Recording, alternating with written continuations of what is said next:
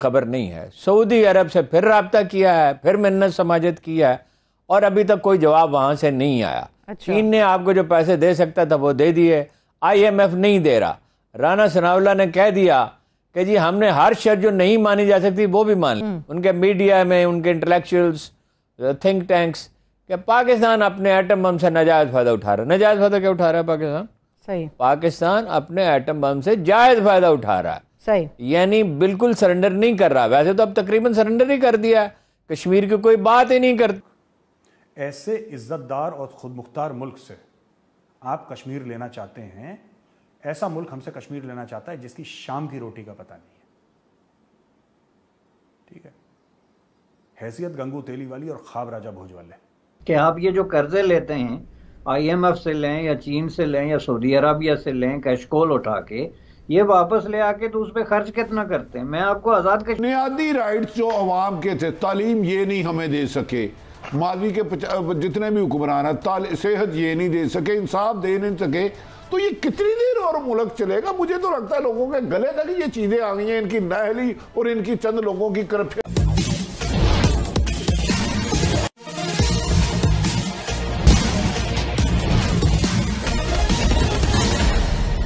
पाकिस्तान के सभी तथाकथित दोस्त, चाहे सऊदी अरब हो या UAE हो या फिर चीन हो, सभी ने पाकिस्तान को इस मुश्किल घड़ी में कर्ज देने से इनकार कर दिया है और पाकिस्तान धीरे धीरे श्रीलंका की तरफ बढ़ रहा है। IMF ने तो एक कदम आगे बढ़कर पाकिस्तान को कर्ज देने से न केवल फिलहाल इनकार किया है बल्कि यह शर्त भी रख दिया है कि पाकिस्तान कश्मीर को भूल जाए और अपने परमाणु हथियार को सरेंडर करे। इस संबंध में पाक मीडिया की चर्चा सुनते हैं। देखिए, एक तो जो श्रीलंका का मामला है उसकी रिजेंबलेंस है पाकिस्तान से। पाकिस्तान के पास ज़्यादा से ज़्यादा 1.5-2 महीने के अपना ज़र मुबादला है इम्पोर्ट का, और जो है $25 बिलियन आपको वापस करने हैं। सऊदी अरब, ये मैं आपको ख़बर बता रहा हूँ, ये कोई सुनी सुनाई खबर नहीं है। सऊदी अरब से फिर राब्ता किया है, फिर मिन्नत समाजत किया है और अभी तक कोई जवाब वहां से नहीं आया। अच्छा। चीन ने आपको जो पैसे दे सकता था वो दे दिए, IMF नहीं दे रहा। राना सनाउल्लाह ने कह दिया कि जी हमने हर शर्त जो नहीं मानी जा सकती वो भी मान ली। उसकी वजह यह है, अमेरिका क्यों नाराज है? अमेरिका पाकिस्तान से नाराज है। यानी ये जो तासुर ये जो दिया जाता है ना कि इमरान खान से नाराज है, इमरान खान से तो है नाराज, ठीक है, इसलिए कि इमरान खान जिस लबो लहजे में बात, उनके मीडिया में, उनके इंटेलेक्चुअल्स, थिंक टैंक्स कि पाकिस्तान अपने एटम बम से नाजायज फायदा उठा रहा है। नाजायज फायदा क्या उठा रहा है पाकिस्तान? सही। पाकिस्तान अपने एटम बम से जायज फायदा उठा रहा है। सही। यानी बिल्कुल सरेंडर नहीं कर रहा। वैसे तो अब तकरीबन सरेंडर ही कर दिया है, कश्मीर की कोई बात ही नहीं करता।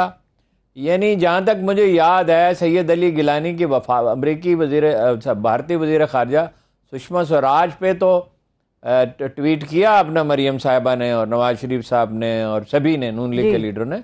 अली गिलानी पे नहीं किया था कोई यानी ताज़ियत बयान में नहीं दिया था। कश्मीर का जिक्र ही नहीं करते, सिरे से नाम ही नहीं लेते। नाम एक बार ले लीजिए तो फिर बात बन जाएगी। ले लो कश्मीर का नाम, ले लो कश्मीर का नाम, 100 बार ले लो, फिर क्या होगा? होगा क्या उससे? वो कह रहे हैं इंटरनेशनल प्रेशर बनेगा। प्रेशर, हम लोग प्रेशर मानने वाले, हम तो बचपन से प्रेशर में ही खेलते कूदते आए हैं। जब से भारत आज़ाद हुआ है तब से प्रेशर है। पाकिस्तान की तरह थोड़ा है कि अमेरिका ने थोड़ा सा ऐसे आंखें दिखाई तो अमेरिकन कैंप में चले गए, चाइना ने आंखें दिखाई तो चाइनीज़ कैंप में चले गए, किसी ने एक बोटी फेंकी तो वहाँ चले गए, किसी ने एक रोटी फेंकी वहाँ पर चले गए। नहीं भाई, इज्जतदार मुल्क है और इसको कहते हैं खुद मुख्तारी। अमेरिका के साथ क्वाड में हैं, लेकिन S-400 खरीदना है, रशिया से तो खरीदना है, ठीक है।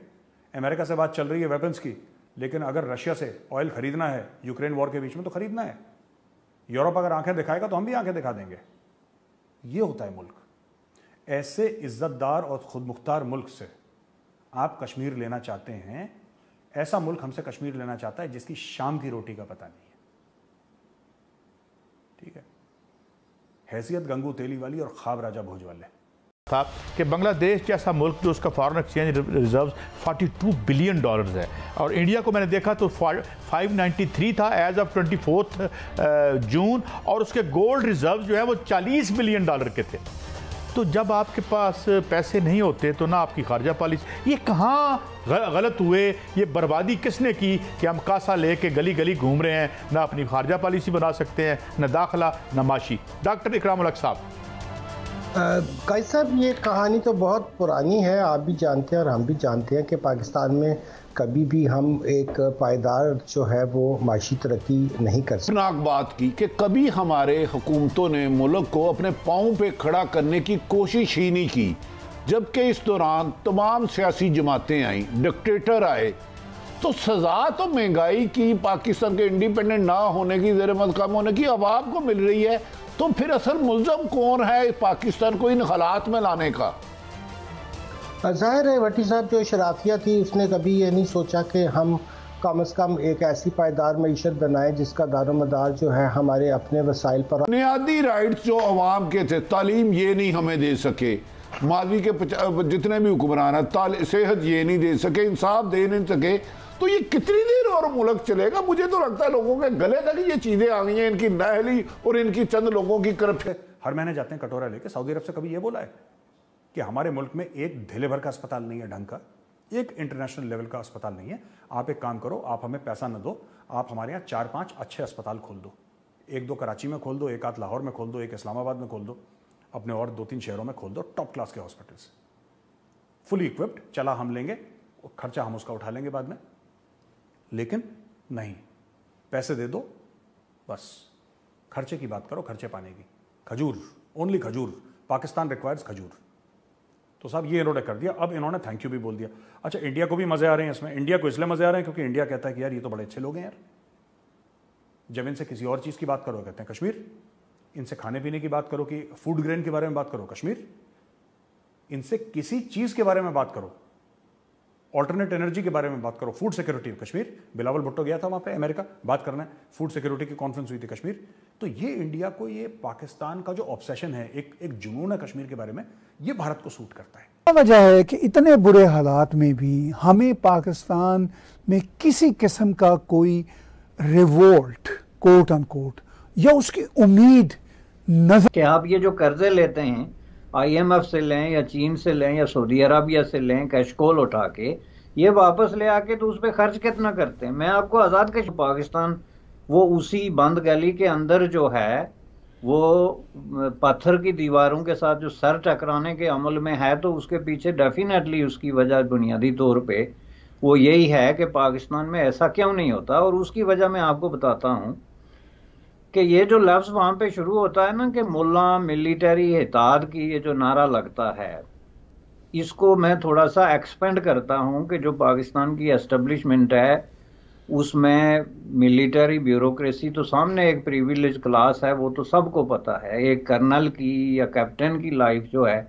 उसको एक सिविलियन की लाइफ के साथ तो आप किसी तरीके से जो है वो आप कितने बड़े भी सिविलियन हो जाएं, ये बहुत बड़े कोई बिलियंस के बिजनेस हों आपके, तो तब जाके तो आप उस लाइफस्टाइल को चू करते हैं जो वहाँ पे होती है उनके लाइफस्टाइल की वजह से जो आज पाँच उन्होंने वहाँ पे क्रिएट किया हुआ है। यही बात आपकी सिविल ब्यूरोक्रेसी की मैं ऑलरेडी कर चुका हूँ कि आपके कर्जे उस पर खर्च हो रहे हैं।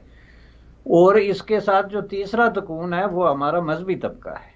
मजहबी तबके की तो हमने इग्नोर ही कर दिया कि पाकिस्तान की तबाही और बर्बादी में किस कदर रोल जो है वो उन्होंने प्ले किया, और इसको हमने जो है एक तरीके से बरी कर दिया कि ये जब भी कोई देश दूसरे देश को कोई आर्थिक मदद देता है या कर्ज देता है या किसी अन्य प्रकार की सहायता करता है तो उसके बदले वह कुछ चाहता है। पाकिस्तान के पास आज देने के लिए कुछ नहीं है, केवल लेने के लिए। अगर पाकिस्तान चारों तरफ हाथ फैलाते फिरेगा तो फिर कौन उसे देगा। शुरुआत करते हैं चीन से। चीन से पाकिस्तान की बड़ी गहरी दोस्ती मानी जाती है और चीन ने भी पाकिस्तान को एक तरह से भारत के खिलाफ यूज किया है। चीन यह चाहता है कि पाकिस्तान हमेशा भारत के खिलाफ कुछ करते रहे ताकि चीन को कुछ करना नहीं पड़े, और भारत के चीन और पाकिस्तान दोनों दुश्मन एक है।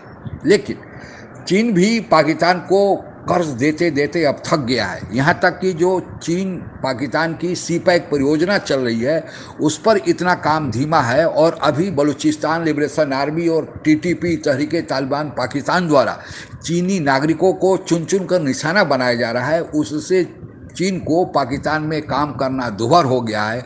के अलावे चीन ने जो पाकिस्तान को कर्जा दिया है यह इतने ऊंचे दर पर दिया है कि अब पाकिस्तान उसको लौटाने के लिए भी दूसरे देश से कर्ज ले रहा है।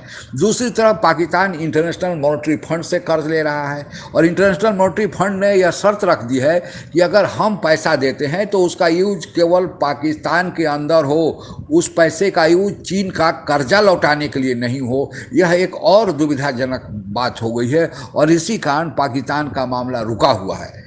सबसे बड़ी बात यह है कि पाकिस्तान 22वीं बार इंटरनेशनल मॉनेटरी फंड या IMF के पास कर्ज के लिए गया है। बाकी इंडिविजुअल लेवल पे Saudi Arabia, UAE, America, France, Germany या फिर चीन के पास कितनी बार कर्ज लेने के लिए गया है इसकी कोई सीमा नहीं है, अनगिनत बार गया है। और यह हम नहीं, पाकिस्तानी मीडिया ही स्वीकार करता है कि हम कटोरा लेकर केवल भीख मांगने के लिए ही मास्टर हैं। अब सवाल यह उठता है कि कर्ज पर कोई देश नहीं चल सकता। कर्ज केवल बैंडेड की तरह है कि आपका खून बह रहा है और फिर उस पर बैंडेड साड़ दिया जाए, वह रुक जाए। तो तात्कालिक समस्या के निदान के लिए कर्ज की जरूरत पड़ती है, लेकिन कोई देश यह चाहे, और वह भी पाकिस्तान जैसा इतना बड़ा देश। श्रीलंका कर्ज के सहारे नहीं चला और डूब गया, उसे चाहकर भी भारत मदद कर रहा है, लेकिन श्रीलंका जैसा छोटा देश की अर्थव्यवस्था के लिए कोई देश नहीं चला सकता जब तक कि वह देश खुद अपने से अपनी आर्थिक गतिविधियों करके अपने को आर्थिक रूप से संपन्न न करे। पाकिस्तान यही पिछले कई दशकों से यह कर रहा है और अब आगे चलने वाली बात नहीं है। यही कारण है कि पाकिस्तान पर जो शर्तें लगाई जा रही हैं, चाहे IMF लगाए या कोई दूसरा देश लगाए, कि आप पहले कश्मीर को भूलो, एटॉमिक हथियार सरेंडर करो, यह जो बातें हो रही हैं यह पाकिस्तान के लिए गैरत की बात है कि आखिर पाकिस्तान को ऐसे दिन क्यों देखने पड़े। पाकिस्तान गिरबान में झांके, अपने को ठीक करे। आतंकियों की फैक्ट्री बनाने से नहीं होगा, कोई चीज़ ऐसा प्रोड्यूस करे जिसका दूसरे देश में व्यापार हो। आज के लिए बस इतना ही। जय हिंद। आप अगर हमसे जुड़ा रहना चाहते हैं तो कृपया मेरे चैनल को सब्सक्राइब करें तथा बेल आइकन भी दबा दें ताकि नई वीडियो की जानकारी तुरंत आप तक पहुंच जाए। धन्यवाद। जय हिंद।